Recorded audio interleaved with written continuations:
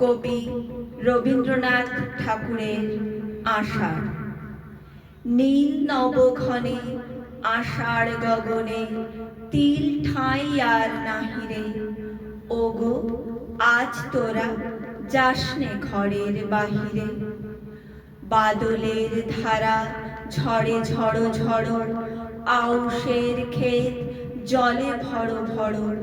কালি মাখা মেঘে ওপারে আধার ঘনিয়াছে দেখ চাহিরে।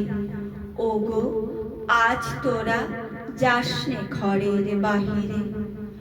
ওই ডাকে শোনো ধেনু ঘন ঘন, ধবলিরে আনো গোহালে। এখনই আধার হবে বেলাটুকু পোহালে। দুয়ারে দাঁড়ায় ওগো দেখ দেখি, মাঠে গেছে যারা তারা ফিরিছে কি। রাখাল বালক কি জানি কোথায়, সারাদিন আজি খোয়ালে। এখনই আধার হবে বেলাটুকু পোহালে। শোনো শোনো ওই পারে যাবে বলে কে ডাকিছে বুঝি মাঝিরে। খেয়া পাড়া পার বন্ধ হয়েছে আজিরে।